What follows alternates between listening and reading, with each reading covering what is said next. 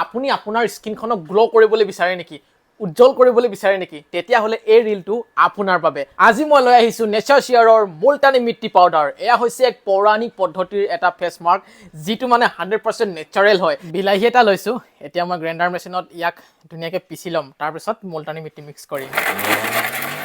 গৰমৰ দিনটোত যে আমাৰ স্কিনখনে বহুত কষ্ট পায় ধূলি মাকতি তাৰ উপৰিও অইলি স্কিন আকনে ব্ৰেকআউটছ আৰু বহুত ডেমেজ হৈ যায় স্কিনখন এতিয়া বাহিৰলৈ নাযাওঁ বুলিওতো ক'ব নোৱাৰি নিজৰ কৰ্মৰ বাবেতো যাবই লাগিব নহয় জানো নিজৰ কামৰ বাবে বাহিৰলৈ যাবই লাগিব ঘূৰিবই লাগিব যাৰ ফলত আমাৰ স্কিনখনত বহুত বেছি ধূলি মাকতি লাগি যায় আৰু যাৰ ফলত মানে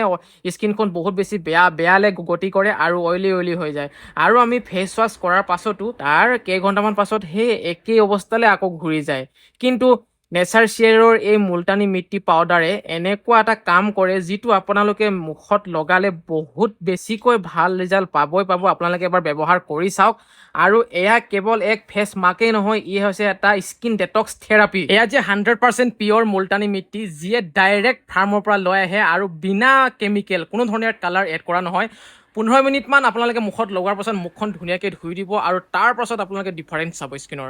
তেতিয়াহ'লে দেৰি কিহৰ এতিয়াই যাওক মই এই প্ৰডাক্টটোৰ লিংক টেগ কৰি থৈ দিছোঁ তাত গৈ আপোনালোকে ক্লিক কৰি সুন্দৰভাৱে অৰ্ডাৰ কৰিব পাৰে নেচাৰ শ্বেয়াৰৰ এই মুলতানী মিট্টি পাউডাৰ